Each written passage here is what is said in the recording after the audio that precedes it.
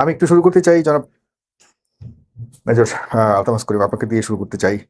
আহ, একটা একজন মুরব্বীকে নিয়ে গতকালকে দেখলাম বেশ উত্তেজনাকর পরিস্থিতি হয়ে যায়। পুরোপুরি দেখলাম ভারতীয় বিএসএফ এর একজন সদস্য বলছে যে গুলি করে দিব, যার প্রেক্ষিতে আমাদের একজন বিজেপি সদস্য, খুব সাহসী সদস্য, সাথে সাথে বলেছে যে তুমি গুলি করলে কি আমি বসে থাকবো, আমারও গুলি আছে। এই যে পরিস্থিতিতে আসলো, এটিকে আপনি কিভাবে দেখেন?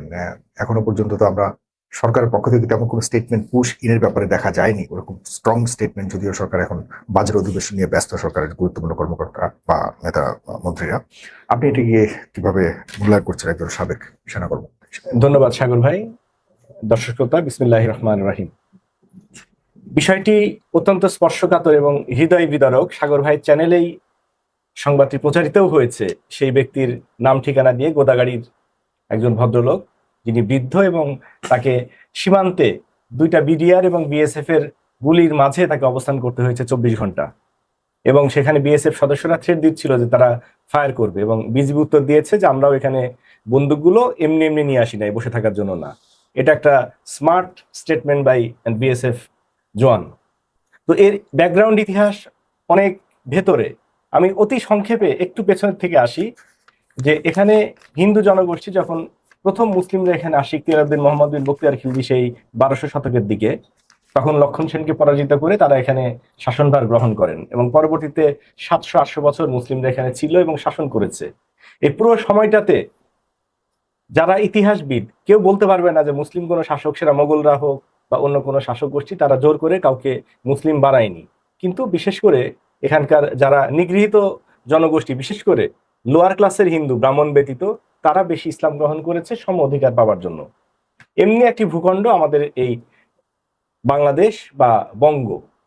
আমরা সর্বশেষ যেটা দেখেছি, 1905 সালে বঙ্গভঙ্গ আন্দোলনের ফলে এই বঙ্গকে দুই ভাগে ভাগ করা হয়েছিল, এবং তারপরে আমরা খণ্ডিত এই যে বাংলাদেশ বা পূর্ব পাকিস্তান সেটা পেয়েছিলাম। পরবর্তীতে সেই হিন্দু এলিটরাই 1911 সালে তারা আন্দোলন করে, এবং আমাদের যেটা আজকে জাতীয় সঙ্গীত, আমার সোনার বাংলা আমি তোমায় ভালোবাসি, রবীন্দ্রনাথের, এই ধরনের গান লিখে আবেগ দিয়ে আন্দোলন করে ব্রিটিশদেরকে বাধ্য করে তারা বাংলাকে আবার এক করেছিল। পরবর্তীতে 1941 সালে লাহোর প্রস্তাবে বৃহত্তর বাংলাকে নিয়ে একটি স্বাধীন অথবা কনফেডারেশনের কথা ছিল, এবং সেই ক্ষেত্রে আমরা এখন যেটাকে 7 সিস্টার্স বলছি, পশ্চিমবঙ্গ, পূর্ববঙ্গ, সবগুলো মিলে একটা দেশ হবার কথা ছিল। পরবর্তীতে আমরা খণ্ডিত সেই বাংলা পেলাম 1947 সালে, এবং দুইটা দেশের মাঝে 1200 কিলোমিটারের একটা গ্যাপ, দুই পাকিস্তান। এটা জন্ম থেকেই ছিল যেটা ভেঙে যাবে, কারণ শুধুমাত্র ধর্ম ছাড়া দুই অংশের মধ্যে অন্য কোনো কিছুর মিল ছিল না। এবং পরবর্তীতে 1971 সালে এটা স্বাভাবিক গতিতেই ভাগ হয়ে যায়, এবং সেই ক্ষেত্রে ইন্ডিয়া তার স্বার্থে আমাদেরকে সহায়তা করে এবং আমরা ভাগ হতে পেরেছি। এবং ইন্ডিয়ার সেই সময়কার স্ট্র্যাটেজিস্ট যারা ছিলেন, সেই সময়কার যারা সমর বিশ্লেষক ছিলেন, তাদের লেখনীতে এটা স্পষ্ট যে তারা পূর্ব পাকিস্তানকে বা পূর্ব বাংলাকে তারা তাদের অঙ্গ হিসাবে দেখতে চেয়েছিল, যেভাবে তারা সিকিম, হায়দ্রাবাদ এবং কাশ্মীরকে পেয়েছে। এটা খুবই স্পষ্ট। অনেক বিশ্লেষক পরবর্তীতে এটাও বলেছে যে ইন্ডিয়া সবচেয়ে বড় ভুল ছিল যে পূর্ব পাকিস্তান থেকে তাদের সৈন্য প্রত্যাহার করা। এখন আসি আমাদের দিকে। আমরা শেখ মুজিবুর রহমানের অবদান সম্পর্কে এখন আমরা অনেক কথা শুনি। 5 আগস্টের পর থেকে আমরা হয়তো তাকে অনেক ক্ষেত্রে হেয় করি, ছোট করি, জাতির জনক হিসেবে মানি না, সেই বিতর্কে আমি যাব না। কিন্তু শেখ মুজিবুর রহমানের একটা অবদান বাংলাদেশের মানুষের মনে রাখা উচিত। সেই অবদানটা হচ্ছে ভারতীয় সৈন্যকে বাংলাদেশ থেকে বিতাড়িত করার অবদান। উনি যখন 10 জানুয়ারিতে বাংলাদেশে প্রবেশ করেন, তারপরেই তিনি প্রথম, ইন্দিরা গান্ধী যখন এখানে এসেছিলেন বাংলাদেশে, তখন তার সামনেই বলা হয়েছিল যে ম্যাডাম, আপনি কবে আপনার সৈন্যকে নিয়ে যাবেন। শেখ মুজিবুর রহমান যদি বেঁচে না থাকতেন, হয়তো বাংলাদেশ স্বাধীন হতো। কিন্তু এই সিচুয়েশনে শেখ মুজিবুর রহমানের ব্যক্তিত্বের কারণে ইন্দিরা গান্ধী সেই সময় সৈন্য প্রত্যাহার করতে বাধ্য হন। এটা তার সবচেয়ে বড় ক্রেডিট। কিন্তু আওয়ামী লীগ সেটা কখনো বলে নাই। আওয়ামী লীগ তাকে অনেক উপরে উঠায়, কিন্তু তার আসল ক্রেডিটটাকে কখনো প্রকাশ করেনি। পরবর্তীতে আমরা দেখি যে রাষ্ট্রপতি জিয়াউর রহমানের সময়ে তিনি একটি বাংলাদেশি জাতীয়তাবাদ এবং ইসলামিক জাতীয়তাবাদ দুইটার সংমিশ্রণে তিনি বাংলাদেশকে শাসন করতে চাইলেন। এখান থেকেই ইন্ডিয়ার সাথে মূল বিরোধটা শুরু হয়। তারা কখনোই বাংলাদেশকে স্বাধীন রাষ্ট্র হিসাবে স্বীকৃতি দিতে চায়নি। পরবর্তী ইতিহাস আমাদের সকলেরই জানা। এই পুশিন, পুশব্যাক, এই ঘটনা একের পর এক ঘটেছে। কিন্তু দুঃখজনক হলে সত্য যে 1992 সালে যে দলটি গুজরাটে ম্যাসাকার চালিয়েছিল, যে নরেন্দ্র মোদী কসাই, গুজরাটের কসাই হিসাবে পরিচিত, তিনি পরবর্তীকালে যখন সালে ভারতের প্রধানমন্ত্রী হলেন, তখন সেই তাদের এই উন্মাদনা, হিন্দুত্ববাদের সেই স্লোগান দিয়ে আজকে আশেপাশের সমস্ত দেশকে তারা শত্রুতে পরিণত করেছে, এবং বাংলাদেশে অ্যান্টি ইন্ডিয়ান সেন্টিমেন্টটা সেই সময় গ্রো করে, এবং 2014 কন্টিনিউয়েশনেই 2024, এবং সেই উগ্র হিন্দুত্ববাদ না হলে হয়তো বাংলাদেশের জনগণের মাঝে সেই অ্যান্টি ইন্ডিয়ান সেন্টিমেন্টটা এই পরিমাণে বৃদ্ধি পেত না। কারণ এখানে স্লোগানই ছিল 5ই আগস্টের পূর্বের, যে দিল্লি না ঢাকা, ঢাকা ঢাকা। সেই স্লোগানটা আসার মূল কারণটা হচ্ছে বিজেপির সেই উস্কানি। এবং আমরা যদি রিসেন্ট পাস্টে দেখি, তাহলে আমরা দেখব যে আসামের মুখ্যমন্ত্রী হেমন্ত শর্মা তিনি একের অধিকবার বলেছেন যে তিনি ঘুম থেকে উঠে ভগবানের কাছে দোয়া করেন যে বাংলাদেশের সাথে ভারতের যাতে সুসম্পর্ক না হয়, কারণ সুসম্পর্ক হলে তিনি পুশব্যাক করতে পারবেন না, বাঙালি পরিচয় দিয়ে মানুষকে বাংলাদেশের ভিতরে জোর করে ঢুকাতে পারবেন না। আরো দুঃখজনক হচ্ছে, বহু বছর সিপিএম শাসন করেছে পশ্চিমবঙ্গ, সে সময় প্রবলেমটা অনেক কম ছিল। পরবর্তীতে মমতা ব্যানার্জি যখন আসলেন, তিনি অ্যাটলিস্ট কিছুটা হলেও উদার ছিলেন এবং অ্যাগ্রেসিভ ছিলেন না। যদিও তিস্তা চুক্তি বা অন্যান্য ক্ষেত্রে তিনি বিরোধিতা করেছেন, কিন্তু পুশিন বা পুশব্যাক এই জিনিসগুলো মমতা এনকারেজ করেন নাই।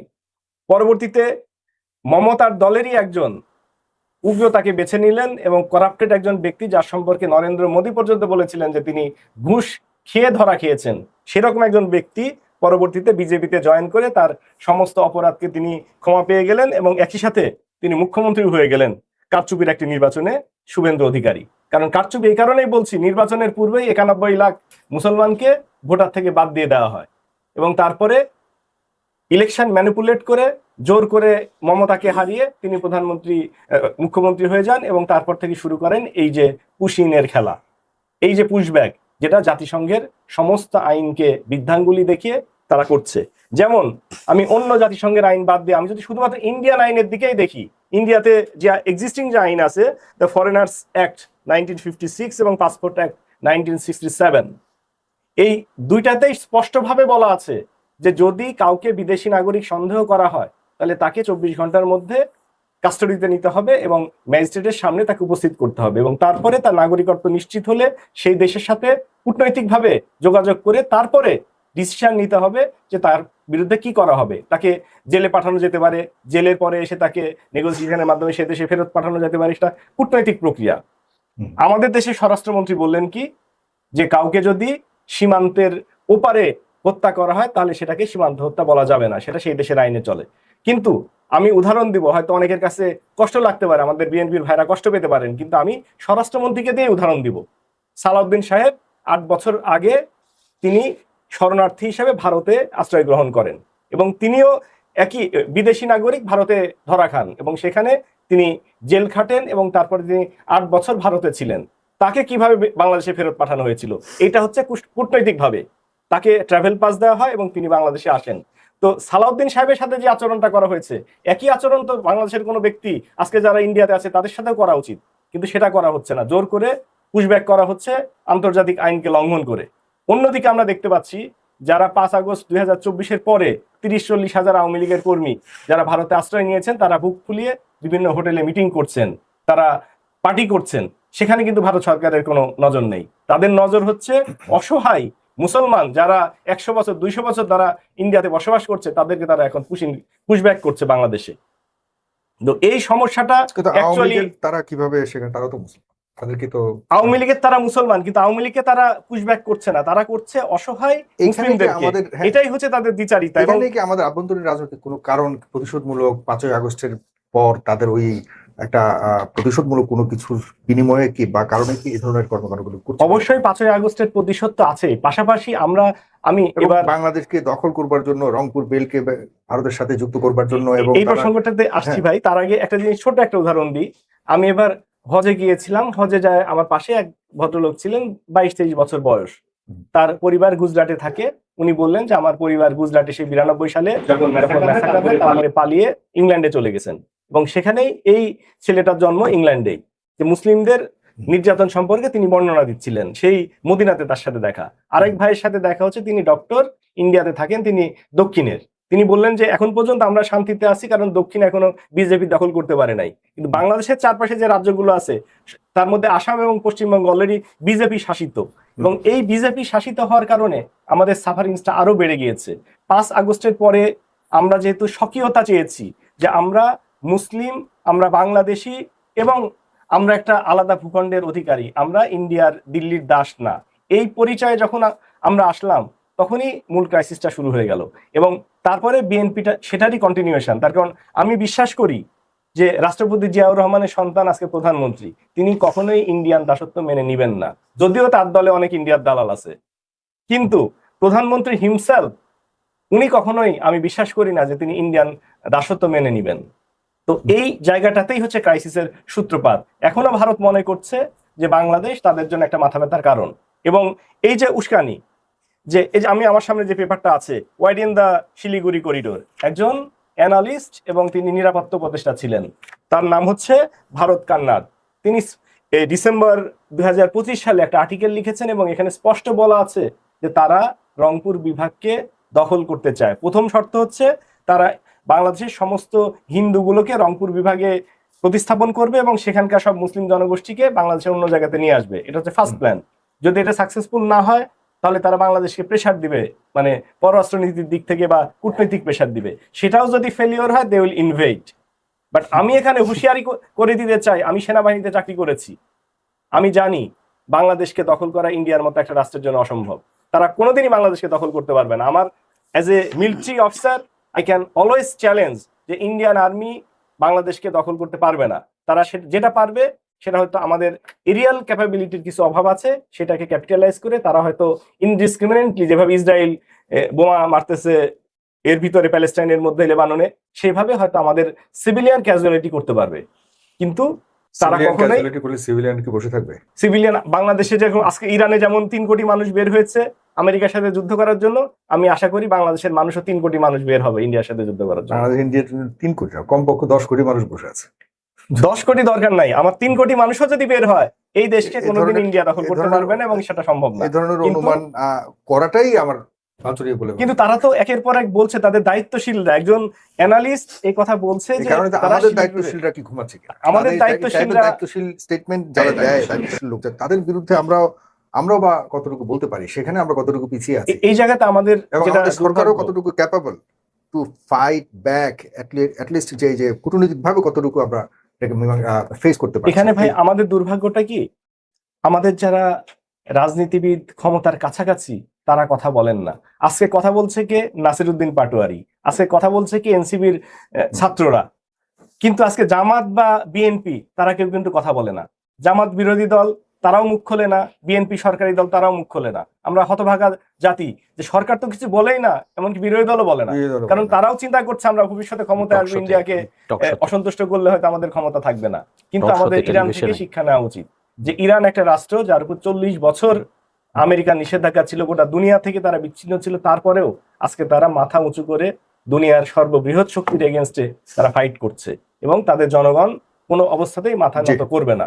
এবং আমরা আশা করি বাংলাদেশের জনগণ 1971 সালে ইন্ডিয়ান সহায়তা ব্যতীতই নিজের রাষ্ট্রকে স্বাধীন করতে সক্ষম ছিল এবং আজকেও আমরা ইন্ডিয়া কেন দুনিয়ার যে কোনো অ্যাগ্রেশনকে আমরা মোকাবেলা করতে সক্ষম, এই বিশ্বাস আমার আছে এবং বাংলাদেশের জাতি অবশ্যই সেটা করবে ইনশাআল্লাহ। মেজর আলতামাস করিম, আপনাকে অনেক ধন্যবাদ। কর্নেল ফেরদৌস। জি, পিছনের দিকে যাব না। ভারত এটা তাদের চরিত্র। আপনি দেখেন ভারতের তার আশেপাশে যে আমরা 7-8টা দেশ আছি, কারোর সাথেই তার ভালো সম্পর্ক নাই। আমি না হয় খারাপ, কথার কথা, বাকি 6 জনের মধ্যে কি একজনও ভালো নাই? তার 8 জনের সাথে কোনো দেশের সাথে তার ভালো সম্পর্ক নাই। তার চরিত্র, ভারতের চরিত্র হচ্ছে আমি সব নিব, কিন্তু আমি যে প্রতিবেশীকে বা আমার অন্যান্য ছোট ছোট রাষ্ট্রগুলোকে আমি তাদেরকে সম্মান দিয়ে দেয়া নেয়ার পর্যায়ে থাকবো, সম্মানজনক অবস্থানে থাকবো, সমতার ভিত্তিতে কাজ করব, সেই নীতি আদর্শ ভারতের চরিত্রের মধ্যেই নাই। আচ্ছা, তার রক্তজাত না এটা। এবং তাদের ভারতের আসলে কারো বদনাম, অন্য একটা দেশের বদনাম আমি সেভাবে বলতে চাচ্ছি না, বাট এটা ফ্যাক্ট। একটা সন্ত্রাসী রাষ্ট্র, একটা সন্ত্রাসী অর্গানাইজেশন। আমরা জানি কানাডাতে এক শিখ নেতাকে তারা মেরেছে, ওখানে গিয়ে মেরেছে। কেন ভাই? তুমি অন্য দেশে গিয়ে কি করছো? তো অলরেডি প্রবাসী। কানাডাতে মেরেছে, আমেরিকাতে চেষ্টা করেছে, পরে ধরা পড়েছে। আর এই আমাদের যে এই আশেপাশে যে আমরা এই সাবকন্টিনেন্টের যে দেশগুলো আছি, প্রতিটা দেশের পিছনে তার লেগে থাকতো। তো সবগুলা দেশেই মানুষ জেগে উঠেছে, তাদেরকে পিছু হটিয়েছে। এবং আমাদের দেশে জুলাই 24-এ এই ভারতীয় আধিপত্যবাদের বিরুদ্ধে আমরা জেগে উঠেছি, আমাদের দুধের সন্তানরা জেগে উঠেছে, এবং এক পর্যায়ে এই ভারতীয় আধিপত্যবাদ আমরা ভাঙতে সক্ষম হয়েছি, হাসিনাকে বিদায় দিতে সক্ষম হয়েছি। কিন্তু হাসিনাকে বিদায় দিয়েছি ঠিকই, ইন্টারিম গভর্নমেন্টের সময় আমরা ভালো ছিলাম তুলনামূলকভাবে আগের চেয়ে। এবং এখন আমরা অনেক বলেছি নির্বাচিত সরকার আসলে সবকিছু হয়ে যাবে। নির্বাচনের আগে আমি কিন্তু, আমার একটা ভিডিও ভাইরাল হয়েছে, প্রায় 4 মিলিয়ন, প্রাক্তন নির্বাচন আগে দেশ ঠিক কর, বিচার কর, তারপরে সব। আমাদের দলের পলিটিক্যাল দলগুলো পাগল হয়ে গেছে কিভাবে তাড়াতাড়ি গদিতে বসবে। নির্বাচন হয়েছে, আরো কিছু আমাদের সংস্কার দরকার ছিল, বিচারগুলো এগিয়ে নিয়ে যাওয়ার দরকার ছিল, কিন্তু সেটা হয়নি। যা হোক, এখন নতুন সরকার বসেছে, আমরা চাই দেশটা সামনের দিকে ভালোভাবে আগাক। ভারত আমাদের প্রতিবেশী দেশ, বন্ধুরাষ্ট্র কথাটা একটা মিথ্যা কথা আমাদের গিলাইছে গত 56 বছর। প্রতিবেশী হলেই যে বন্ধুরাষ্ট্র হবে এমন কোনো কথা নাই। আর বন্ধুরাষ্ট্রের যে চরিত্র হওয়া উচিত সেটা গত 56 বছরে এই দেশের জনগণ দেখে নাই। দেখেছে কারা? 5 ভারতীয় গোলাম যারা, আওয়ামী লীগ এবং অন্যান্য কিছু দলীয় যারা আছে, তারা শুধু বলেছে বন্ধুরাষ্ট্র। It was never a friendly state to us, কখনোই ছিল না। স্বাধীনতার পরপরই তো মেজর জলিলকে কেন খেতাব দেওয়া হয়নি? কারণ লুটপাট করে সব নিয়ে যাচ্ছিল, সব কাঁচা পাট ইন্ডাস্ট্রি কলকবজা খুলে নিয়ে। মেজর জলিল বাধা দিল বলেই তাকে আর পদক দিল না, এবং তারপরে যত হেনস্থা। কোথায়? ভারত যদি কখনোই বন্ধুরাষ্ট্র ছিল না, এবং এই দেশের ভালো কখনোই ভারত চায় না। ওরা চায় না যে আমরা মাথা উঁচু করে দাঁড়াই এবং একটা ছোট দেশ হিসেবে বিশ্বে একটা উন্নত দেশে পরিণত হই, এটা কখনো তারা চায় না। তারা স্বাধীনতা যুদ্ধে আমাদের সাহায্য করেছে বন্ধু হিসেবে? নো, তারা হেল্প করেছে আমাদের রিফিউজি দিয়ে। বাট ওই পারে যত রিলিফ আছে তার 80 to 90% তো ওরাই খেয়ে ফেলেছে, দেয়নি তো মুক্তিযোদ্ধা বা ক্যাম্পগুলোতে, চুরি করেছে। ভারত স্বাধীনতা যুদ্ধে 13 দিন, তারা লাস্ট 12-13 দিন তারা এসেছে। তার আগে আমাদের মুক্তিবাহিনী অলমোস্ট দেশ স্বাধীনই করে ফেলেছিল। আচ্ছা, সাহায্য করেছে সে তার নিজের ব্যবসার জন্য, কারণ সে চেয়েছিল তার এতদিকে front, China, East Pakistan, West Pakistan, তার ফ্রন্ট সে রিডিউস করতে চেয়েছে। তাহলে সে কিন্তু আমাদের পেটের মধ্যে ছিল ভারত, ইস্ট পাকিস্তান, ওয়েস্ট পাকিস্তান। এখন আমরা পড়ে গেছি তার পেটের মধ্যে, জিনিসটা বুঝতে হবে। তো তার স্বার্থটা ওখানেই ছিল কিভাবে পাকিস্তানকে 2 টুকরা করবে। আর ওই সময়ে, এখন শিক্ষার হার কত আমাদের? 60+। ওই সময় তো 18 বিলো ছিল শিক্ষার হার। তো সাধারণ মানুষকে যখন যা বুঝাইতো তাই গিলতো। মানুষের চেক করার কোনো উপায় ছিল না, সোশ্যাল মিডিয়া ছিল না, বাড়ি বাড়ি ল্যান্ডলাইনও ছিল না, টিভিও ছিল না ঘর বাড়িতে। একটা মিথ্যা অজুহাত দিয়ে ওই সময় করছে। বঙ্গবন্ধু নিজেও তো স্বাধীনতা চান নাই, উনি চেয়েছিলেন পাকিস্তানের প্রধানমন্ত্রী হতে। হয়তো আমরাই পাকিস্তান রুল করতাম, আজকে আমরা মেজরিটি ছিলাম। যা হোক, আমরা স্বাধীনতা পেয়েছি, আমরা স্বাধীন জাতি, স্বাধীনতা সার্বভৌমত্ব রক্ষা করে চলতে চাই। কিন্তু এই যে আমার সুন্দর প্রতিবেশী একটা আছে, এ কখনোই দিবে না। আর কেউ যদি মনে করে, আমি আজকে অনিয়ার বলে যাচ্ছি, যে ভবিষ্যতে এদের চরিত্র বদলাবে না। ওদের রক্তে ডিএনএতে যা আছে তাই এই মুহূর্তে তাদের তাহলে এই যে পুশিন, এখন আসছে পুশিন, এরা আগেও কিন্তু এই পুশিনে ঝামেলা করেছে। ইন্টারিম গভর্নমেন্টের সময় এরা পারেনি। আচ্ছা, এখন যখন দলীয় সরকার এসেছে, এখন তারা চেষ্টা করছে। আচ্ছা, কেন চেষ্টা করছে? তারা চায় বাংলাদেশটাকে টালমাটাল করে রাখতে। তারা অতীতেও চায়নি বাংলাদেশে একটা স্টেবল গভর্নমেন্ট লং টার্ম থাকুক। দেখেন, আমরা মুজিবকে হারাইছি, আমরা জেনারেল জিয়াকে হারাইছি, এরশাদকেও ফল করাইছি বিভিন্ন অজুহাতে, গণতন্ত্র আন্দোলন এটা সেটা করে। বাট পিছনের কেমিস্ট্রিটা কিন্তু আমরা সাধারণ জনগণ হিসাব করে দেখি না। হ্যাঁ, এই যে তারা পশ্চিমবঙ্গে এখন এই যে শুভেন্দু অধিকারী বাবু আসলেন, আসার পরে সে খুব মহাজাতক বিজেপি হয়ে গেছেন। ছিলেন আগে হয়তো ম্লেচ্ছ, এখন বিজেপিতে জয়েন করে মহা কিছু একটা হয়ে গেছেন। আচ্ছা, এখন তার তো কিছু অ্যাক্টিভিটিস দেখাতে হবে, আর বাংলাদেশকে টালমাটাল অবস্থায় রাখতে হবে। আচ্ছা, কেন রাখতে হবে? এই 17 বছর তারা পুরা চুষে নিয়ে গেছে সবকিছু। এখন 17 বছর পরে যখন এটা আমরা আধিপত্যবাদ ভেঙে দিয়ে, জুলাই যোদ্ধারা আধিপত্য ভেঙে দিল, ওদের মাথা খারাপ হয়ে গেল। মাথা খারাপ কেন হলো? ওরা 60 কোটি লোকের বাজার হারাইলো। কেন 60 কোটি? আমরা লোক 20 কোটি। আমরা একজন ব্যক্তি যা কনজিউম করি, ওরা ওই পারে 3 জনে তা কনজিউম করে। সো ইনফ্যাক্ট 60 কোটি লোকের বাজার তারা হারাইলো। 20 কোটি আমার সংরক্ষণ হতে পারে, কিন্তু বাজারটা হারাইলো 60 কোটি। এটা আমাকে বুঝতে হবে। তাদের অর্থনীতিতে এটা বিপার কি করেছে। তারপরে এই পার থেকে আমরা যে রেমিটেন্স কামাই, আমাদের প্রবাসী ভাইরা, তার চেয়েও $1-2 বিলিয়ন বেশি রেমিটেন্স তারা এই পার থেকে নিয়ে যায়। তাদের সেকেন্ড হাইয়েস্ট রেমিটেন্স এখান থেকে কামায়। ব্যবসা বাণিজ্যে অন্যান্য বৈধ অবৈধ আরো অনেক কিছু আছে, যেই কারণে তাদের মাথা খারাপ হয়ে গেছে। তারা আবার সেই অঙ্গরাজ্য হিসেবে বাংলাদেশটাকে পেতে চায়, এটা হচ্ছে মূল জিনিস। হুম। এবং তাদের পাপেট একজন গভর্নমেন্ট রাখতে চায়, এবং এই বিএনপি সরকার গভর্নমেন্টটাকেও শান্তিতে থাকতে দিবে না। দেশ পরিচালনা হোক, আমাদের পররাষ্ট্রনীতিকে তারা নতজানু পররাষ্ট্রনীতি হিসেবে চায়, আমাদের ডিফেন্সকে তারা দুর্বল ডিফেন্স হিসেবে চায়। যে জন্য হাসিনা সরকারের সময় আমাদের সামরিক খাতে কিন্তু নতুন কোনো ইকুইপমেন্ট কেনা হয়নি, এয়ারফোর্সের গোলাও ছিল না, কয়েকটা পুরনো এয়ারক্রাফট ছিল। তো যারা চায় না যে বাংলাদেশটা স্বাধীন সার্বভৌমত্ব হিসেবে টিকে থাকুক, তারা চায় এটাকে কোনোভাবে ফেল স্টেট দেখিয়ে কোনোভাবে যদি ক্যাপচার করে নিতে পারে।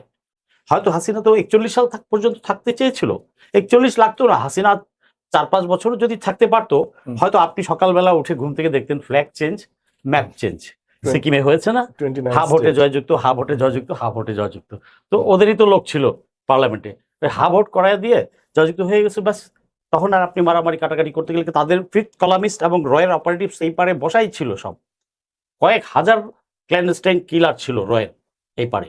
এগুলো তো 5ই আগস্টে পলাইছে, আমরা দেখি নাই? 5ই আগস্টে এয়ারপোর্টে, ঢাকা এয়ারপোর্টে প্লেন দিয়ে পালাচ্ছে, বস্তা ফেলে টেলে দিয়ে, তারপরে সাথে বর্ডার দিয়েও গেছে, এগুলো তো আমরা দেখেছি। আমরা দেখিনি হেলিকপ্টারে এক ইউনিভার্সিটির বিল্ডিং এর উপর থেকে সাদা লুঙ্গি পরা শুটারকে হেলিকপ্টার দিয়ে পিক করে নিয়ে তাকে সেফ জায়গায় নিয়ে যাওয়া হয়েছে। এগুলো বলতে গেলে অনেক সময় লাগবে। তো ভারতের যে ইন্টারেস্ট, এটা হচ্ছে বাংলাদেশকে অঙ্গরাজ্য করে রাখা, ফুল ক্যাপচার না করলে এমন সিস্টেমে রাখা যে আমি বিয়ে করব না বাট এনজয় করব, রক্ষিতা হিসেবে রেখে দিল আর কি। কথাটা শুনতে খারাপ লাগে বাট বাস্তব, এটা সবাইকে বুঝতে হবে। আচ্ছা, আরেকটা কথা হচ্ছে, এখন কেন আপনারা হয়তো প্রশ্ন করতে পারেন তাহলে পুশিন করছে। হ্যাঁ, পুশিন করছে কারণ এখনো আমাদের, তারা চায় আমাদেরকে টালমাটাল করে আবার আওয়ামী লীগকে ফেরাতে এবং ভারত আবার পুনরায় ফেরতে চায়। এই জন্য বিভিন্নভাবে আজকে পুশিন করছে, কালকে আপনি দেখবেন ঠিকই হিল ট্যাক্স দিয়ে আবার খোঁচাচ্ছে, একটা না একটা প্রোগ্রাম। তারপরে দেখবেন যে আবার বন্যার সময়টা চলে গেল, শুকনা সিজনে পানি ছেড়ে দিল, যেটা 5ই আগস্টের পরপর হয়েছিল নোয়াখালী কুমিল্লা অঞ্চলটা, যে পানি ছেড়ে দিল হঠাৎ উইদাউট ওয়ার্নিং, ওই অঞ্চলটাতে ডুবে দিল। সো এই ধরনের কাজ ওরা করতেই থাকবে। এই জিনিসটা 18 কোটি বাংলাদেশিকে বুঝতে হবে যে দলীয় কর্মকাণ্ড নয়, দল নিয়ে নিজেরা মারামারি নয়, আমাকে আমার রাষ্ট্রের ভালো মন্দ বিচার করে সেইভাবে জাতীয় ইস্যুগুলোতে আমাদেরকে এক থাকতে হবে, জাতীয় ঐক্য থাকতে হবে। এখন কথা হচ্ছে পুশিন করছে, আমার বিডিআর কিন্তু ক্যাপাবল আর they are doing a very good job. BDR খুবই ভালো কাজ করছে, I will not call BGB, BDR খুবই ভালো কাজ করছে, এবং বিডিআর খুবই অ্যালার্ট, এবং বিডিআর এর জওয়ানরা, BDR command structure, DG BDR নেতৃত্বে তার কমান্ড স্ট্রাকচার সর্বক্ষণ সজাগ এবং পুশিন ঠেকাচ্ছে। হয়তো হাতে গোনা 1-1.5 ঢুকে গেছে প্রথম দিকে, বাট তারা ঠেকাচ্ছে। এবং আরো ভালো জিনিস যে আমার জনগণ, আমার দেশের জনগণ অতি সাহসী এবং বিডিআর এর সাথে কাজ করছে, যেটা আমরা সোশ্যাল মিডিয়াতে দেখতে পাই, ভিডিও সীমান্তে যাতে অনুপ্রবেশ ঠেকাতে পারে। তো এখন ওরা যতই স্বপ্ন দেখুক, ওদের স্বপ্ন কোনোদিনই পুরো হবে না। ওরা নর্থ বেঙ্গলকে নিয়ে নেবে, চিকেন নেককে হাতি নেক বানাবে, এই স্বপ্নই থেকে যাবে। ওরা 24 দেখেও যদি অ্যানালাইসিস করে শিখতে না পারে, তাহলে আমি বলবো যে ওদের শিক্ষা হয়নি এবং হবেও না। কারণ এই জাতিকে, বাংলাদেশি জাতিকে দাবায় রাখতে পারবে না কোনোভাবেই না। আর আমাদের যে পরবর্তী প্রজন্ম, আমি তো বুড়া 65, আমার পরবর্তী প্রজন্ম যারা আছে এরা অতি সাহসী, এরা চেতনা আর খায় না, আপনার মুক্তিযুদ্ধের চেতনা আর খায় না। সেদিন আমি হ্যাঁ, তো এরা কিন্তু আপনার চেতনা খাবে না, মিথ্যা গল্প বলেছে, এটার জন্য দায়ী আমার মুক্তিযোদ্ধা ভাইরা। কেউ মাইন খেলে খাক, আমার কিছু আসে যায় না। আমি পরশুদিন এই এক মুক্তিযোদ্ধা, সিনিয়র মুক্তিযোদ্ধাকে বলেছি, ফর ইউ পিপুল অঙ্গরাজ্য হয়েছে, অঙ্গরাজ্যে পরিণত হয়েছে আমরা। You people destroyed the institution because you did not object Hasina. একটা মুক্তিযোদ্ধা হাসিনাকে ঠেকাইছে বা কথা বলছে, বিরোধিতা করছে? করে নেই। তা আপনারা করেছেন মুক্তিযুদ্ধ, সালাম, সেলুট, কৃতজ্ঞ আমি। কিন্তু তারপরে কি হয়ে গেছে? বিক্রি হয়ে গেছে, অঙ্গরাজ্যে বনে গেছে, দলাদলি করেছে। আচ্ছা, এখন আসি, আমার এই বিডিআর ভাইরা খুব ভালো কাজ করছে। এখানে কিছু কাজ করার আছে। আমাদের দেশে সবগুলা মিডিয়াকে কাজ করতে হবে রাষ্ট্রের পক্ষে। আমরা মেইন স্ট্রিম মিডিয়া গত 17 বছরে দেখেছি ভারতীয় দালালে ভারতীয় স্বার্থ রক্ষা করেছিল। এটা যেন না হয়, আমি সকল মিডিয়া ভাইদের প্রতি, মিডিয়া হাউসগুলোর প্রতি বিনয়ের সাথে বলবো, আপনারা দেশের স্বার্থে সকল সত্য তুলে ধরুন। আমাদের মিডিয়ার জনগণ যে ভালো কাজ করছে এটা প্রকাশ করুন সবার কাছে, পুরো জাতির কাছে। সবাই জানে এটা এক থাকতে হবে। এবং বিডিআরকে এখানে যে আরো আরো শক্তিশালী করতে হবে। আমি যেটা বলছি যে তাদের যে শর্টকামিংস গুলো আছে, আমি এক কথায় বলে দিই, আমার সে 60± বিজিআর ব্যাটালিয়ন আছে, আর আমার যে 41,4096 4096 কিলোমিটার বর্ডার, হিল ট্যাক্স ওরা তার কাটা দেয়নি ওদের সাথে শান্তি বাহিনী ঢুকাবে বলে। তো আমার বর্ডারের ইনসাফিসিয়েন্ট বিডিআর ব্যাটালিয়ন, কমপক্ষে আরো 20টা বিডিআর ব্যাটালিয়ন রেইজ করতে হবে, বাড়াতে হবে, যাতে আমার বাউন্ডারিটা আমি ঠিক মতো প্রোটেক্টেড রাখতে পারি আর জনগণকে থাকতে হবে। আর এই যে পুশিনের ইস্যুটা, এটা ইন্টারন্যাশনালাইজ করতে হবে, জাতিসংঘে উঠাতে হবে। তারা কোনো আইন মানছে না, দুই রাষ্ট্রে যদি থাকেও তাতে আইন মেনে তাদেরকে প্রত্যাপন করাবে, কিন্তু আইন মানছে না। আমি এত ব্যাখ্যা যাচ্ছি না, আইন না মেনে গায়ের জোরে করে দিচ্ছে। মানবতার জীবনযাপন কিছু লোক ওই বর্ডার ওই পাশে করছে। এখন আপনি বলবেন যে মানবতার খাতিরে দিয়ে আমরা তো শিক্ষা পেয়েছি, 10 লাখ রোহিঙ্গা পেয়েছি। তো আপনি 18 কোটি লোকের মানবতা দেখবো, নাকি ওই 2-4টা যে পুশিন করতে চাচ্ছে ওদের মানবতা দেখবো? সে এখানে আমার রাষ্ট্রের দলগুলাকে, সরকার এবং বিরোধী দল যারা আছে তাদেরকে সোচ্চার হতে হবে। আমার স্বরাষ্ট্রমন্ত্রীকে একই সুরে কথা বলতে হবে। উনি সীমান্তে হত্যাকে আকাশ হত্যা বা বায়বীয় হত্যা বলতে চান, ওই সমস্ত স্বরাষ্ট্রমন্ত্রী আমাদের দরকার নাই, সোজা কথা। জি জি, আপনাকে অনেক ধন্যবাদ। জি, শুনলেন দুই সাবেক সেনা কর্মকর্তা, শুনলেন জনাব ইমরান। জি, আপনাকে অসংখ্য ধন্যবাদ যে আমাকে এই প্রথমবার আমি জুলাইয়ের সম্ভবত 19 বা 21 তারিখে আপনার চ্যানেলে আসছিলাম, তখন কিছু কথা বলেছিলাম, এবং পরে দেশে আসার পরে আপনি আমাকে লাইভ স্টুডিওতে নিয়ে এসেছেন। আপনার কলাকুশলী বাংলাদেশ, ফেস দ্য পিপলের কলাকুশলী সবাইকে স্বাগত জানাচ্ছি। ওনারা তো প্র্যাকটিশনার, ওনারা মানে ওয়ার স্ট্র্যাটেজি নিয়ে কথা বলবেন। তো আমি সিকিউরিটি অ্যানালিস্ট হিসাবে একাডেমিক্যালি আলোচনাটাকে একটু ফর্মুলেট করতে চাই। প্রথমত হচ্ছে যে ঘটনাটা ঘটছে, আমি যেটা দেখলাম যে প্রায় 8টি স্থানে এই পুশিনের ঘটনা ঘটেছে এই গেল এই 7-8 দিনে। প্রায় 75 জন ইন্ডিভিজুয়ালকে তারা পুশ ব্যাক করার আপনার ইন করার চেষ্টা করেছে। এবং 2025 সাল থেকে এ পর্যন্ত এই সরকারের সময় যদি বলি 4টি হত্যাকাণ্ডের ঘটনা কিন্তু অলরেডি ঘটেছে। তো এগুলো, এই যে পুশিনের ঘটনা, এটা কেন ঘটছে? আমি মোটা দাগে 3টি কারণ এখানে দেখতে পাই। একটা হলো ইডিওলজিক্যাল কারণ, ভারত রাষ্ট্র হিসেবে তাদের ডক্ট্রিনাল থিং। সেকেন্ড হচ্ছে পলিটিক্যাল কারণ, এবং থার্ড থিং হচ্ছে জিওপলিটিক্যাল কারণ। সো হোয়াট ইজ আইডিওলজিক্যাল কারণ? আমি অনেক টকশোতেই এই কথাগুলো বলি। আমাদেরকে ডক্ট্রিনটা বুঝতে হবে, ইন্ডিয়া ডক্ট্রিনটা। ওনারা কিছুটা কাভার করবার চেষ্টা করেছেন যে বিজেপি সরকার বর্তমানে রয়েছে, তাদের রুট হচ্ছে কিন্তু আপনার হিন্দুত্ব আইডিওলজি। এই হিন্দুত্ব আইডিওলজির রূপকার হচ্ছেন বিনায়ক দামোদর সাভারকার। তিনি 1925 সালে একটা বই লেখেন, হিন্দুত্ব বা হো ইজ হিন্দু। এই বইটার কন্টেন্ট অ্যানালাইসিস করার সুযোগ হয়েছিল আমি যখন ন্যাশনাল সিকিউরিটি স্টাডিজে ইউএসএ তে পড়াশোনা করি। সেখানে আমি দেখিয়েছি আমার রিসার্চে যে কিভাবে বিধায়ক দামোদর সাভারকার এই হিন্দুত্ব আইডিওলজিকে তার নেগেটিভ দিয়ে তিনি প্রতিষ্ঠা করবার চেষ্টা করেছেন। এখানে অনেক কথা রয়েছে বইটার। 3টি আইডিওলজিক্যাল জিনিস আমি এখানে দর্শকদের উদ্দেশ্যে শেয়ার করতে চাই। প্রথমটি হচ্ছে যে তার বক্তব্য হচ্ছে যে আফগানিস্তান থেকে শুরু করে বাংলাদেশের মিয়ানমার পর্যন্ত একটি অখণ্ড ভারত রাষ্ট্র প্রতিষ্ঠা করতে হবে, যার ভাষা হবে, যার ধর্ম হবে হিন্দি, যার সংস্কৃতি হবে হিন্দু, এবং যার মানুষরা এই ফাদারল্যান্ড হিসাবে হিন্দুত্বকে তারা গ্রহণ করবে। এখানে অনেকে মনে করবেন যারা এখানে হিন্দু ধর্মাবলম্বী লোকেরা আছেন যে আমি হয়তো হিন্দু ধর্মের বিরুদ্ধে কথা বলছি। হিন্দু ধর্মের সাথে হিন্দুত্ব আইডিওলজির কোনো সম্পর্ক নাই। যেমনটা আমরা যেটা মুসলিমরা যেমনটা বলি যে আইসিসের সাথে আমাদের জেনারেল মুসলিমের কোনো সম্পর্ক নাই। আইসিস হচ্ছে একটা এক্সট্রিম ইডিওলজির নাম আমাদের মুসলিম দৃষ্টিকোণ থেকে।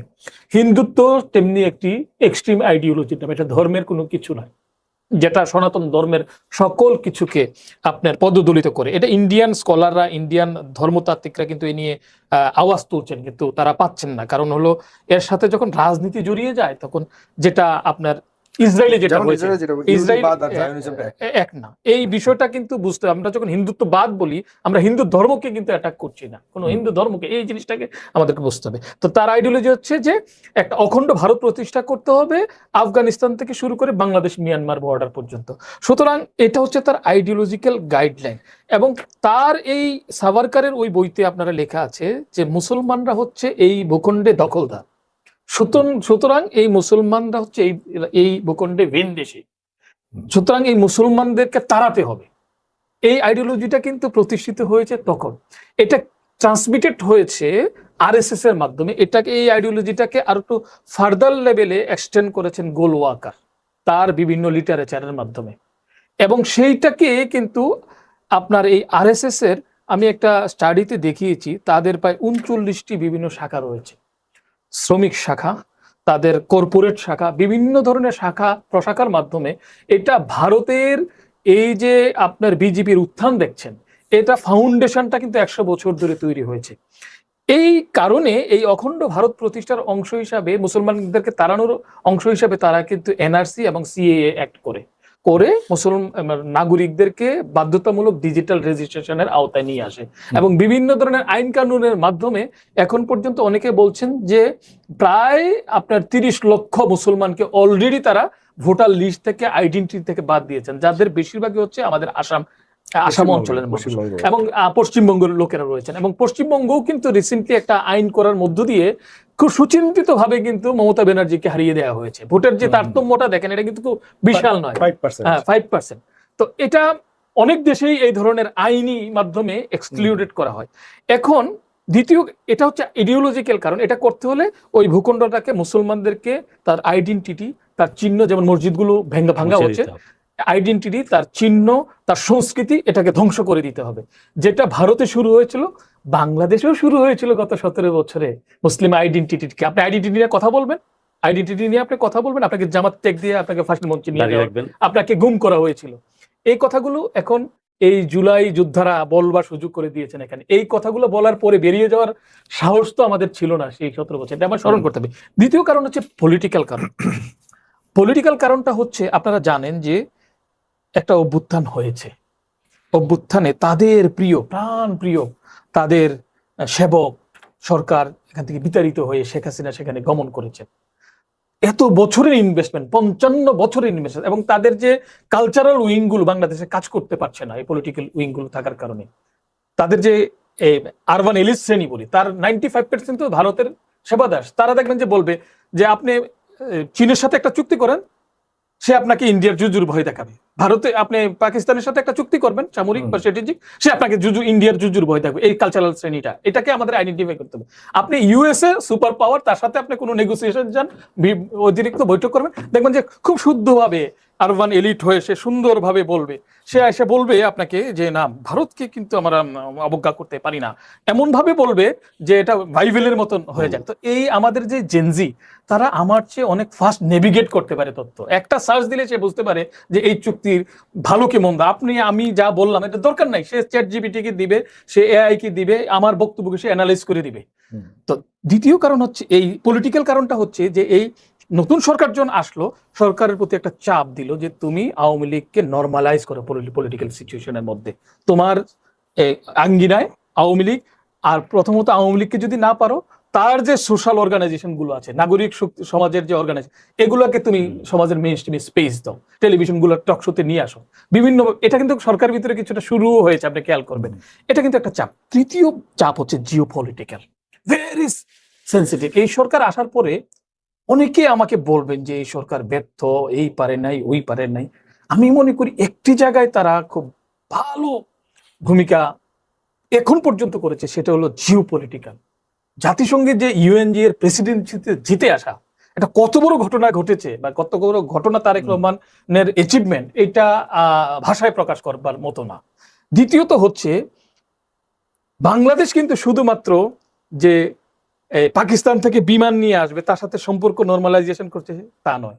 সে কিন্তু আপনার দূর দেশ টার্কির পররাষ্ট্রমন্ত্রীকে নিয়ে এসে এখানে সে সামরিক আরো বেশি এঙ্গেজমেন্টে যাচ্ছে। আপনারা জেনে থাকবেন যে টার্কির সাথে কিন্তু বাংলাদেশের সম্পর্ক ভালো ছিল না, বিকজ অফ এরদোগানের ইডিওলজিক্যাল যে বেসলাইন আমরা সবাই এটা জানি, সেই জায়গায় যে এখানে জামাত ইসলামের নেতাদেরকে ফাঁসি দেওয়া হয়েছে এই জিনিসটা সে ভালোভাবে নেয়নি। সে ওইখানকার রাজপথে কিন্তু প্রতিবাদ জানিয়েছিল। কিন্তু যখন রোহিঙ্গা ক্রাইসিসটা ইমার্জ করলো তখন কিন্তু উনি তার ওয়াইফকে বাংলাদেশে পাঠিয়েছিলেন তার প্রতিনিধি হিসাবে। এবং তখন আমি জাতিসংঘে আমি কভার করি, আপনি জানেন আমি সাংবাদিক হিসাবে তখন কভার করি।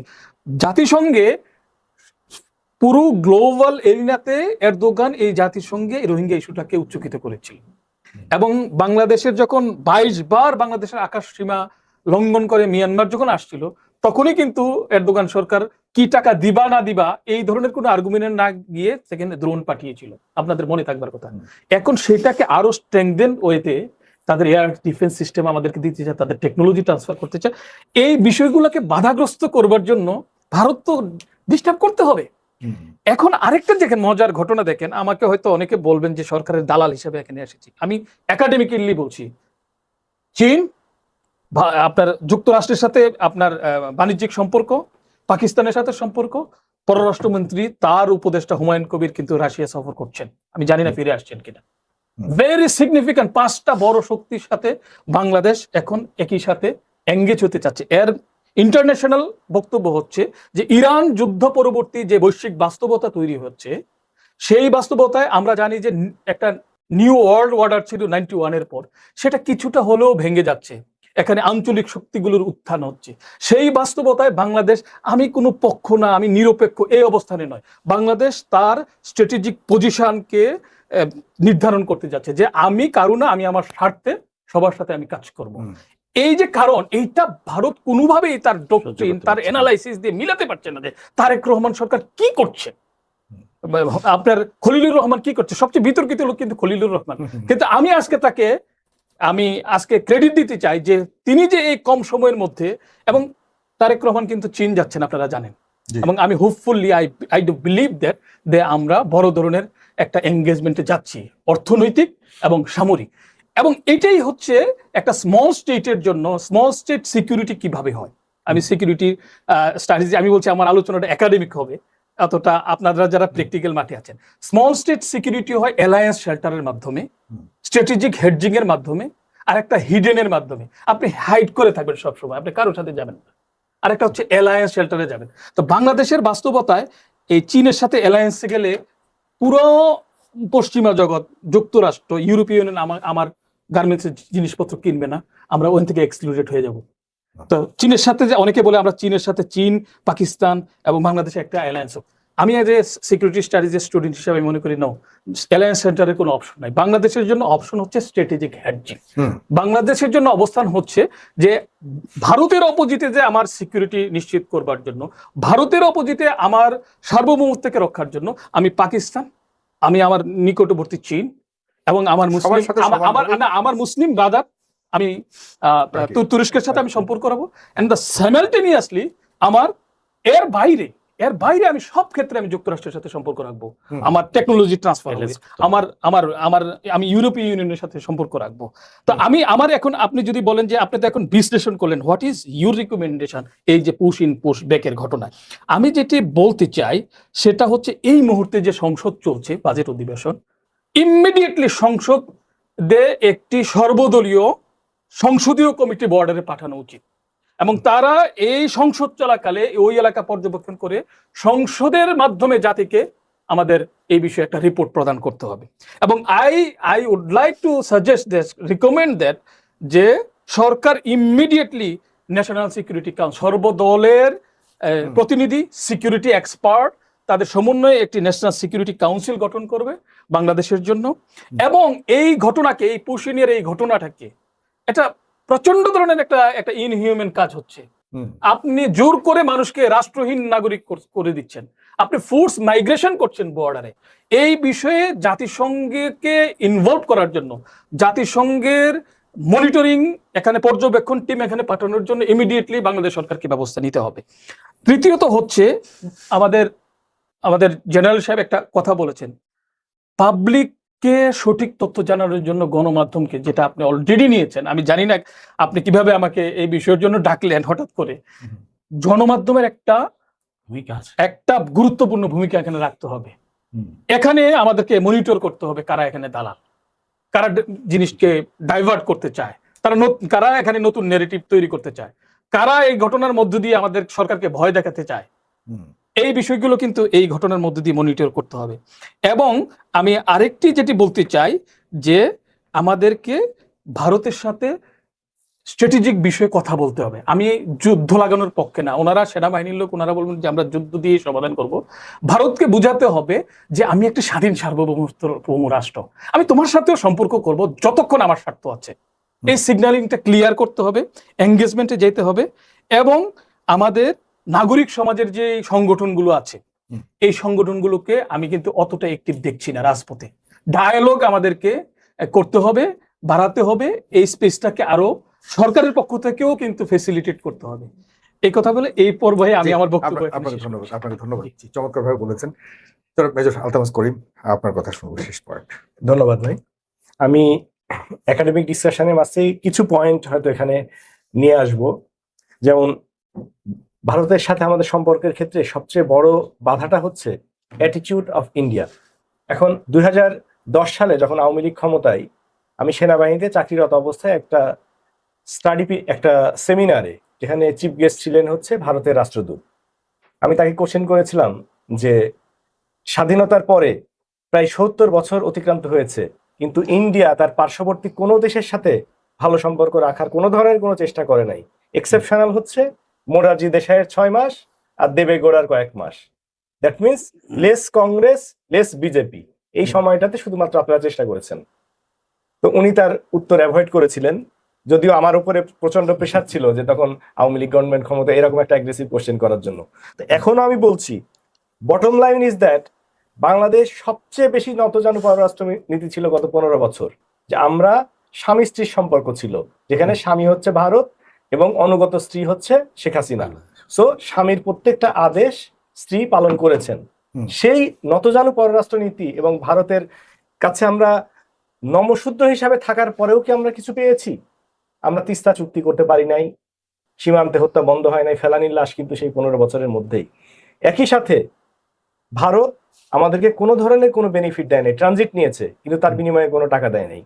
বাংলাদেশে পুশিন করেছে, হত্যা করেছে, বাংলাদেশের নদীর পানিগুলো বন্ধ করেছে। ইভেন সেই ক্ষেত্রে আমাদের এক্সটার্নাল পলিটিক্সে কি সহায়তা করেছে দেখুন। রোহিঙ্গা ইস্যু নিয়ে যখন জাতিসংঘে ভোটাভুটি হয়, ভারত কিন্তু ভোটদানে বিরত থাকছে, ভারত কিন্তু আমাদের পক্ষে ভোট দেয় না। তো এই যে দুর্ভাগ্যজনক একটা পররাষ্ট্রনীতি, পরীক্ষিত শত্রু। আমি আজ থেকে 1 বছর আগে একটা কলাম লিখেছিলাম নয়া দিগন্ততে, যে বাংলাদেশের একমাত্র শত্রু রাষ্ট্র হচ্ছে ভারত। আমাকে একটা উদাহরণ দেন যে বাংলাদেশের পক্ষে কখনো ভারত নিজের দায়িত্ব থেকে এখন বাংলাদেশের উপকার কখনো আমি জাস্ট এই কয়েক বছর সব সময় লেগেই থাকে, সব বাংলাদেশ সবসময় কেন বিজি থাকে, কিভাবে আমরা ভারতের সাথে সম্পর্ক চমৎকার ভাবে রাখতে পারি। সাগর ভাই, আরো দেখেন ভারতের পক্ষের সরকার, ধরেন শেখ মুজিবুর রহমান, উনি ভারতের পারপাস সার্ভ করেছেন, পাকিস্তানকে 2 ভাগে ভাগ করে দিয়েছে এবং ভারত ওয়াজ সাকসেসফুল। শেখ মুজিবুর রহমানই যখন ওআইসির মেম্বার বাংলাদেশকে করলো, তখন কিন্তু ভারতের শত্রু হয়ে গেল। এবং অনেক অ্যানালিস্ট, অ্যান্থনি ম্যাসকারেনহাস থেকে শুরু করে অনেক অ্যানালিস্টই কিন্তু ইন্ডিয়াকে ইন্ডিকেট করেছেন যে শেখ মুজিব হত্যার সাথে ইন্ডিয়ার একটা সম্পর্ক রয়েছে।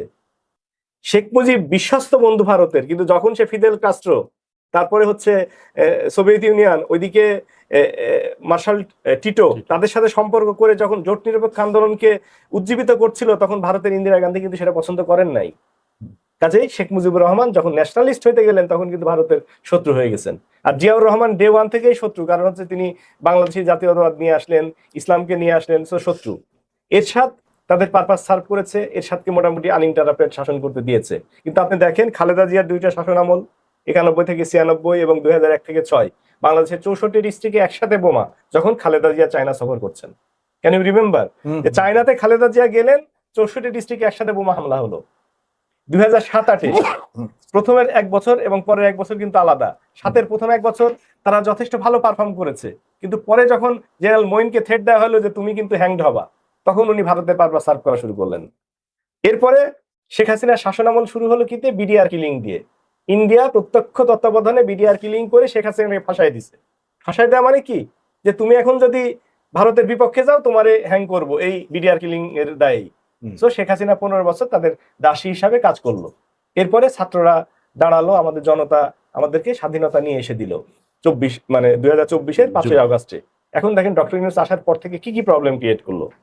প্রথমে তারা ফেনীতে নদীর পানি ছেড়ে দিয়ে বন্যা ক্রিয়েট করলো, যে বাংলাদেশকে ডুবাই দিবে, ব্যর্থ হলো সেখানে। তার কয়েকদিন পরে আসলো কি হিল ট্র্যাক্স, চিটাগাং হিল ট্র্যাক্সে তারা বিশাল পার্বত্য চট্টগ্রামের সবগুলো ডিস্ট্রিক্টে শুরু করলো হচ্ছে খাগড়াছড়ি থেকে, সেখান থেকে রাঙামাটিতেও উত্তাল করে ফেললো, এবং তার পূর্ণ দায়ী কিন্তু ইন্ডিয়ার। এর মাঝে যে কাজটা হলো দুর্ভাগ্যজনক হচ্ছে, উনি যেহেতু স্ট্র্যাটেজিক অ্যানালিস্ট, আমি বিষয়টা এখানেও নিয়ে আসছি, কেউই আমাদের বন্ধু না, বন্ধু আমার নিজেকেই ক্রিয়েট করতে হবে। এই যে করিডোর, যে কথাটা ছিল ওই সময় মানবিক করিডোর টেকনাফের, এই করিডোরটা যদি বাস্তবায়ন হয়, দেখেন আমেরিকাকে খুশি করতে যে আমি চায়না এবং ইন্ডিয়াকে কিন্তু আমার শত্রু বানিয়ে ফেলবো এই করিডোরটা যদি অ্যাক্টিভেট হয়। সুতরাং এটাও করা যাবে না, এখানেও ব্যালেন্স করতে হবে। আবার ইন্ডিয়া তো বসেই আছে আমাদেরকে কিভাবে ডিস্টার্ব করবে। এরপরে আসলো পুশিন ইস্যু, ডক্টর ইউনূসকে একটার পর একটা প্রবলেম ডিস্টার্ব করতে। 1.5 বছর শাসন আমলে প্রত্যেকদিন কোনো না কোনো বিদ্রোহ, আনসার বিদ্রোহ, ভিক্ষুক বিদ্রোহ, হিজড়া বিদ্রোহ, এই সবগুলোর পিছনে কিন্তু রয়ের ইন্ধন ছিল এবং আওয়ামী লীগের লোকের সাথে জড়িত ছিল। এবং দুর্ভাগ্যজনকভাবে আমাদের সে সময় মূল দল বিএনপি চুপ ছিল, এবং বিএনপির এই চুপ থাকাটাই আরো তারা শক্তি বৃদ্ধি করেছে। এরপরে বিএনপি ক্ষমতায় আসার পর কি হলো দেখেন, প্রথমে তারা ভেবেছিল যে তারেক রহমান 17 বছর পরে দেশে আসছে, সে হয়তো শেখ হাসিনার মতো তাদের পারপাস সার্ভ করবে। কিন্তু যখনই দেখলো যে তারেক রহমান পাকিস্তান, চায়না, টার্কির সাথে সম্পর্ক ডেভেলপ করতে যাচ্ছে, তখনই এই যে পুশিনের নাটক শুরু হয়ে গেছে। তো এই বাংলাদেশের কোন সরকারকে, কোন জাতীয়তাবাদী সরকারকে ইন্ডিয়া স্টেবল থাকতে দিবে না। এবং আমাদের মূল এখন উদ্দেশ্যটা হচ্ছে এখানে আমাদের ডিফেন্স একটা প্যাক দরকার। সেই প্যাকটা হচ্ছে আমাদের শত্রু আমার বন্ধু। তো যেহেতু ইন্ডিয়ার পেটের মধ্যে বাস করে মালদ্বীপ যদি টিকতে পারে, শ্রীলঙ্কা যদি টিকতে পারে, নেপাল যদি পারে, আমাকে বিশ্বাস করতে হবে, বাংলাদেশ সরকারকে বিশ্বাস করতে হবে আমি ইন্ডিয়ার সাথে সমতার ভিত্তিতে। আমি যুদ্ধ চাই না, আমি এজ এ মিলিটারি লিডার আমি কিন্তু যুদ্ধ করতে চাই না। আমরা চাই দেশের স্বাধীনতা, সার্বভৌমত্ব এবং আঞ্চলিক অখণ্ডতাকে রক্ষা করতে। যতক্ষণ পর্যন্ত ইন্ডিয়া আমাকে অ্যাটাক না করবে আমি কিন্তু অ্যাটাক করতে চাই না। আমি চাই শান্তিতে সহ অবস্থান করতে। ডিফেন্সিভ, আমার স্ট্র্যাটেজি কিন্তু ডিফেন্সিভ, অফেন্সিভ না। আমরা সমস্ত ওয়ারফেয়ার কোর্সগুলোতে আমরা কিন্তু ডিফেন্স স্ট্র্যাটেজি ফলো করি। আমরা কখনোই বলি না যে দিল্লিতে আমরা অ্যাটাক করব, আমরা বলি আমরা কাউন্টার অ্যাটাক করব, আমাদের উপর আক্রমণ করলে আমরা প্রতিহত করব। এখন যে প্রবলেমটা হয়েছে দেখেন, MiG-29 একটা বিমান যেটা 1999 সালে বাংলাদেশে এসেছে, মডার্ন 3rd জেনারেশনের এরোপ্লেন ফাইটার। এরপরের এই যে গত 25 বছর ধরে বাংলাদেশে কিন্তু নতুন কোনো আর্মামেন্টস আসে নাই। অন দ্য কন্ট্রারি দেখেন, ইরান 40 বছর চুপচাপ বসেছিল, তারা কি পরিমাণ এয়ার ডিফেন্স সিস্টেম তৈরি করেছে এবং মিসাইল। তো এই কাজগুলো আমাদের সরকার পূর্বে করে নাই। ডিফেন্স বাজেট ছিল, আমরা বারবার আমাদের বুদ্ধিজীবীরা কি বলে, আর্মি সব খেয়ে ফেললো।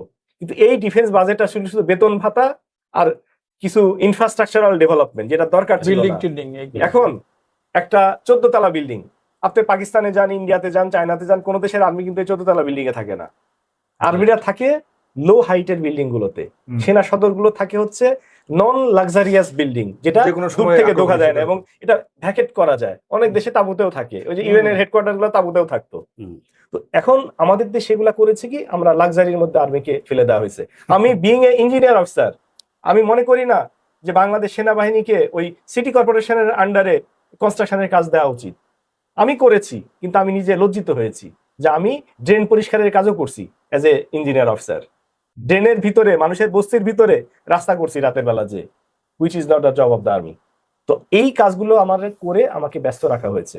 সুতরাং সেনাবাহিনীকে ভাবতে হবে যে আমাকে অপারেশনাল ডিউটি করাটা আমার জন্য জরুরি। তো এখানে এই জিনিসগুলো, একটা হচ্ছে ডিফেন্স প্যাক, যেটা আমার অপশন আছে হচ্ছে পাকিস্তান, চায়না, ইন্ডিয়ার শত্রু, এই দুইটা দেশের সাথে আমার সম্পর্ক বৃদ্ধি করা। আমেরিকার সাথে তো আমার সম্পর্ক ভালো আছেই, ইউরোপিয়ান ইউনিয়নের সাথে সম্পর্ক তো ভালো আছেই। এখন পুশিনের ব্যাপারে ভাই যেটা বললেন, আজকে যদি সংসদীয় কমিটি সেখানে ভিজিট করে, সর্বদলীয় সংসদীয় কমিটি, তারা যদি একটা স্টেটমেন্ট দেয় এবং পরবর্তীতে তার এগেনস্টে সরকার যদি জাতিসংঘে উত্থাপন করে যে জেনেভা কনভেনশনের ভায়োলেশন হচ্ছে, ইন্ডিয়া বাংলাদেশে পুশিন করছে, যেটা হচ্ছে জেনেভা কনভেনশন, যে কনভেনশন ইন্ডিয়া এবং বাংলাদেশের দুইজনই সিগনেটারি, সেটা তারা ভায়োলেশন করছে। আমি যদি রেফিউজিও হয়ে থাকি আমার কিন্তু একটা অধিকার আছে, আমি যদি প্রিজনার ওয়ারও হয়ে থাকি আমার একটা অধিকার আছে। সো ধরে নিলাম তর্কের খাতিরে যে বাংলাদেশের 10 লাখ লোক ইন্ডিয়াতে আশ্রয় নিয়েছে, এই 10 লাখ লোককে বাংলাদেশে যদি পাঠাইতে হয়, প্রত্যেকটা লোককে আইনের আওতায় নিয়ে আসতে হবে এবং আইনের অধিকার, সুরক্ষা পাবার অধিকার সেই লোকগুলোর আছে, কিন্তু সেটা ইন্ডিয়ান গভর্নমেন্ট দিচ্ছে না। এটা ভায়োলেশন অফ হিউম্যান রাইটস। এরপরে দেখেন, আমি এবার অফেন্সিভে আসি। যদি আমার ডিপ্লোমেসি ফেল করে, যদি ইন্ডিয়া আমার কথা না শুনে, I have the trigger. Which is the trigger? Seven sister is my friend. আমি সেভেন সিস্টারকে, ও যদি আমার সন্ত্রাসীকে ইকুইপড করতে পারে, ও যদি হাদিকে এসে বাংলাদেশের ভিতরে এসে কিলিং করতে পারে, আমি কেন সেভেন সিস্টারের ভাইদেরকে সহায়তা করব না? চীন তো ইন্ডিয়ার বর্ডারে আছেই, বাংলাদেশ থেকে শিলিগুড়ি করিডোর মাত্র 22 কিলোমিটার, নেপালের ভাইদের সাথে আমি যোগাযোগ করব। তো এই থ্রেটটাও ইন্ডিয়ার উপরে থাকতে হবে যে তুমি যদি আমার সাথে, তুমি রংপুর দখল করবা, আমি শিলিগুড়ি করিডোর কেটে দিব, এই ভয়টা তাদেরকে রাখতে হবে। থার্ড হচ্ছে আন্তর্জাতিক ফোরামে বিষয়টা রাখা। আর একটা, যদিও প্রাসঙ্গিক না, কিন্তু আমি জাস্ট একটা বিষয় উল্লেখ না করে পারছি না, সেটা হচ্ছে এই যে ইসলামিক আইডিওলজি ভার্সেস এই যে আমাদেরকে ট্যাগিং করা, যে এখানে এই যে বাংলাদেশে দেখেন ইসলামটাকে কিভাবে ধ্বংস করার চেষ্টা করা হয়েছে ইন্ডিয়ান আধিপত্যবাদকে বিস্তার করার জন্য। সেনাবাহিনীতে আপনি গত 20 বছরে 2008 সাল থেকে শুরু করে 2026 সাল পর্যন্ত কোনো মেজর জেনারেল বা কাউকে দেখেছেন যার দাঁড়িয়ে আছে? সেনাবাহিনীর সর্বশেষ দাড়ি সহ জেনারেল ছিল হচ্ছে 2007 সালে, তারপরে কোনো মেজর জেনারেলের দাড়ি নাই। এখন সেনাপ্রধান আজকে দাড়ি রাখছেন, কারণ উনি এতদিন সেটা করতে পারেন নাই। কমফোর্ট ফিল করছেন? কমফোর্ট ফিল না, এটা নিষেধ ছিল। একজন মেজর থেকে লেফটেন্যান্ট কর্নেল হতে গেলে দাড়ি থাকলে তার প্রমোশন করে 2বার রিজেক্ট করেছে, থার্ড টাইম হয়তো জোড়াতালি দিয়ে হয়েছে, কমান্ড দেওয়া হয় নাই। আমি চাকরি ছাড়ার আগে খুব ভয়ে থাকতাম যে কিভাবে হাঁটুর নিচে হাফ প্যান্ট পরতে হবে। আমার এসএম সুবেদার মেজর, যিনি একজন হাফেজ, এত বড় দাঁড়িয়ে আছে, যখন হাফ প্যান্ট পরতে বাধ্য করা হয় 2012-13 সালে, উনি চোখ দিয়ে অঝোর ধারায় কেঁদেছেন। এটা মুসলিম কান্ট্রিতে হয়েছে। মুসলিম এক সৈনিক জেনারেল ইকবাল করিম ভূঁইয়া, যিনি আজকে বিপ্লবী, তার আসল চরিত্র হচ্ছে এটা। 2012 সালে উনি সেনাপ্রধান, একজন সৈনিক তাকে জিজ্ঞাসা করলো, স্যার হাফ প্যান্ট পরা তো হারাম, ইসলামে মানে নাভি থেকে হাঁটু পর্যন্ত ঢাকতে বলা হয়েছে। উনি তাকে রিপ্লাই দিচ্ছে কি, এটা কোন হাদিসে আছে? একজন সেনাপ্রধান যদি এতটুকু ইগনোরেন্ট হয় ইসলাম সম্পর্কে, একটা মুসলিম দেশের সেনাপ্রধান, তাহলে আমরা কোথায় ছিলাম? তো এই প্রশ্নটা রেখেই আমি আমার বক্তব্য। আপনাকে অনেক ধন্যবাদ।